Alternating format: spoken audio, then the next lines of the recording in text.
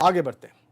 3 साल पहले गोरखपुर के बीआरडी मेडिकल कॉलेज में जिस कंपनी पुष्पा सेल्स के ऑक्सीजन सप्लाई रोकने की वजह से 30 से ज्यादा बच्चों की मौत हुई थी, उस फर्म पर 3 साल बाद आखिरकार चिकित्सा विभाग ने कार्रवाई करते हुए पुष्पा सेल्स को ब्लैकलिस्ट कर दिया है। इस फर्म पर सिर्फ बीआरडी ही नहीं बल्कि केजीएमयू के शताब्दी फेज 2 हॉस्पिटल में भी तमाम गड़बड़ियां करने का आरोप था और चिकित्सा विभाग की जांच में फर्म को दोषी पाए जाने के बाद अब उसे ब्लैकलिस्ट कर दिया गया है। इसी फर्म के पास केजीएमयू लखनऊ के शताब्दी फेज 2 हॉस्पिटल में मेडिकल गैस पाइपलाइन बिछाने का ठेका था, लेकिन मोटे मुनाफे के लिए इस फर्म ने बड़े पैमाने पर गड़बड़ियां की और जांच रिपोर्ट के मुताबिक इसमें कार्यदायी संस्था उत्तर प्रदेश राजकीय निर्माण निगम की मिलीभगत सामने आई है। इसमें ऑक्सीजन सप्लाई से जुड़े घटिया उपकरणों का इस्तेमाल किया गया था।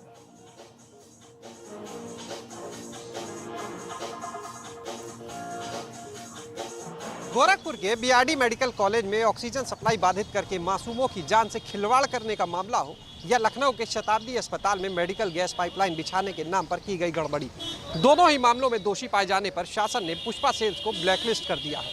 शासन की रिपोर्ट में साफ कहा गया है कि गोरखपुर के बीआरडी मेडिकल कॉलेज में अनुबंध की शर्तों का उल्लंघन करके इस कंपनी ने ऑक्सीजन की सप्लाई बाधित की थी। इतना ही नहीं, लखनऊ के शताब्दी अस्पताल में भी जो मेडिकल गैस पाइपलाइन का काम किया गया है उसमें घटिया उपकरणों का इस्तेमाल किया गया है। इसके अलावा भी तमाम गड़बड़ियां की गई हैं। बहरहाल इस मामले में कंपनी को ब्लैकलिस्ट करने के साथ ही चिकित्सा शिक्षा विभाग ने सभी संबंधित विभागों को सूचना भेज दी है। कैमरा सहयोगी पंकज निगम के साथ शैलेश अरोरा, एबीपी गंगा, लखनऊ। 2017 में ये मामला आया था सामने, अब जाके ब्लैकलिस्ट किया गया है। एक और मामला सामने आया केजीएमयू के हॉस्पिटल से जुड़ा हुआ, वहां भी गड़बड़ियां हुई हैं। भुगतान ना होने पर कंपनी ने ऑक्सीजन की सप्लाई रोकी थी, अब जाकर ब्लैकलिस्ट किया गया है 3 साल बाद। पुष्पा सेल्स कंपनी का नाम। पाइपलाइन बिछाने में इस कंपनी ने खराब मशीनों का इस्तेमाल किया। बीआरडी मेडिकल कॉलेज में बच्चों की मौत का मामला ऑक्सीजन सप्लाई रुकने से आप भूले नहीं होंगे। और भले ही बिकरू कांड का कुख्यात विकास दुबे एनकाउंटर में मारा गया हो, लेकिन हमले की उस काली रात के निशान आज भी ताजा हैं। अब एक और ऑडियो वायरल हो रहा है। उस वक्त के तत्कालीन एसएसपी दिनेश कुमार पी और एसओ चौबेपुर विनय तिवारी का, जिसमें रात 1:57 पर दोनों के बीच बातचीत हो रही है।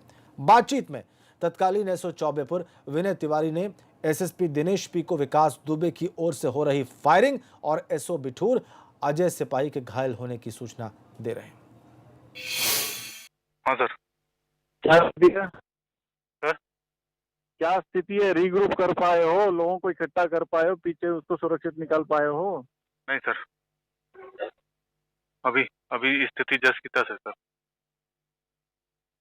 अभी सिपाही कोई रिप्लाई फायर कर रहे हैं, सिपाही भी शांत हो गए हैं? भाई शांत है सर। हाँ,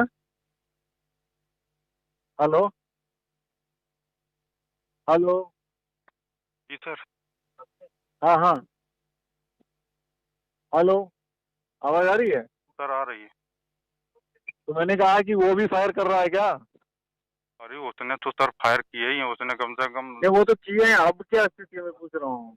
अब सर इस समय फायर तो नहीं हो रहे हैं अब, लेकिन पता नहीं इधर जो भी अपना फोर्स इधर उधर सब छुपा है। अब पता नहीं किस किस पे गोली लगी, ये भी नहीं सर कंफर्म हो पा रहा है। मतलब ये क्या आप लोग उनके घर के अंदर तक पहुंच गए थे या कैसे हुआ था? सर बाहर उसका घर के आसपास गली है सर, चारों तरफ से, तो गली में हम लोग चारों तरफ फैल गए, आगे से पीछे तक वो लोग छत पे थे, ऑलरेडी जाग रहे थे पहले ही से। तो पहले नहीं, मतलब पहले से एम्बुश लगा के बैठे हुए थे? जी जी जी। तो इसका मतलब तुम्हारे थाने से किसी ने बताया होगा ना कि आएंगे आज पुलिस? पता नहीं सर ये क्या। हाँ, पता नहीं सर। तुम्हारे साथ कितने लोग हैं? अभी तो सर यहाँ हम लोग गाड़ियों की तरफ चले आए, जो अंदर फंसे हैं वो फंसे के फंसे ही हैं सर। लगभग कितने लोग होंगे अंदर? अंदर मेरे समझ से तो सर 15-16 लोग होंगे। 15-16? जी। अच्छा, किस किस पे गोली लगी सर कंफर्म नहीं है, फोर्स जितना हो सके सर उतना भेज दें। नहीं वो तो आ ही रहा, मैं स्वयं चले आ रहा हूँ। मैं कह रहा हूँ सिपाहियों का नंबर तो होगा एक दूसरे का।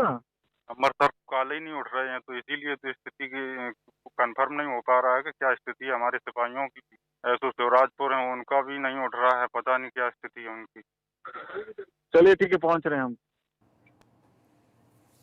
रात 1 बजे घटना की रात एसएसपी और विनय तिवारी के बीच की बातचीत। इधर आगरा में एक नशेड़ी सिपाही का वीडियो वायरल हो रहा है। वीडियो में साफ तौर पर दिखाई दे रहा है कि सिपाही रेहड़ी वाले को बंदूक से धमका रहा है। यही नहीं, सिपाही पर सरेआम गाली गलौज का भी आरोप है। शराब के नशे में सिपाही ठीक से खड़ा भी नहीं हो पा रहा है।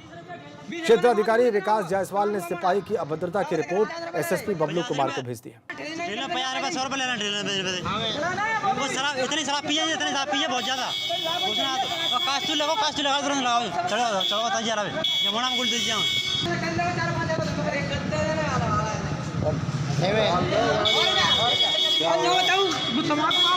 ठेला 20 रुपए देना को हाथ बाद 50 रुपए ले ले 20 रुपए ना हाथ पूरे देना हुआ। और अगली खबर झांसी से। यहां पर रेलवे पुलिस बल ने अरुणागिरी रेलवे स्टेशन पर एक फर्जी आरपीएफ जवान को गिरफ्तार कर लिया है।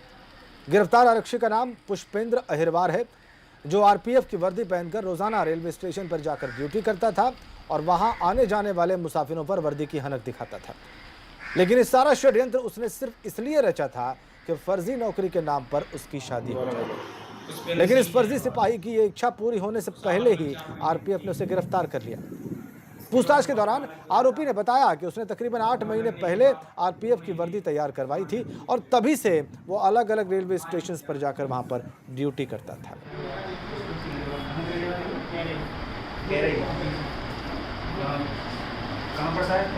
रेलवे स्टेशन पर एक व्यक्ति आरपीएफ की वर्दी पहनकर ड्यूटी कर रहा था और यात्रियों पर रौब झाड़ रहा था।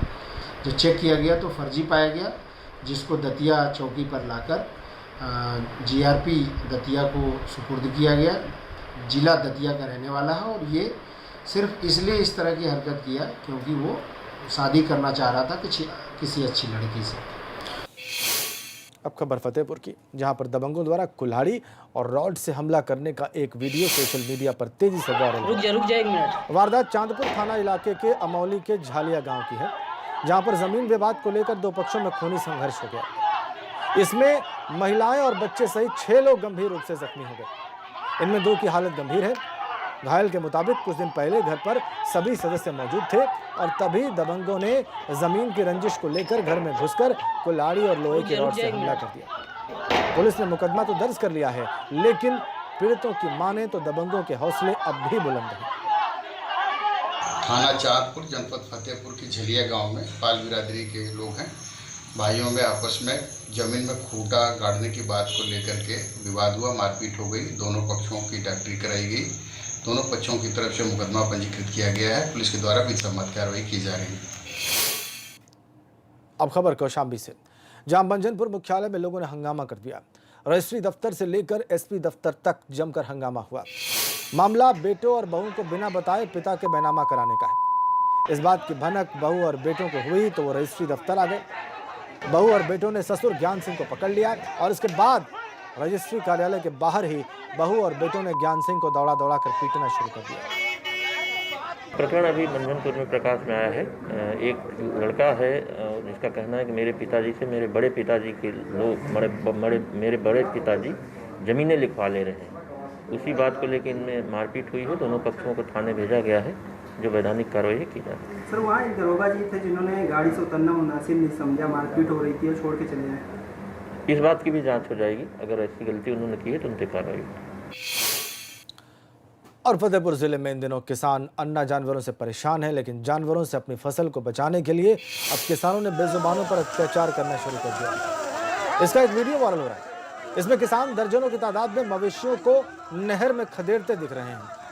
पशुओं से बर्बरता का ये वीडियो वायरल होने के बाद जिला प्रशासन में हड़कंप मचा हुआ है और अब अधिकारी गोवंश के साथ हुई इस बर्बरता के दोषियों के खिलाफ कार्रवाई की बात कर रहे हैं।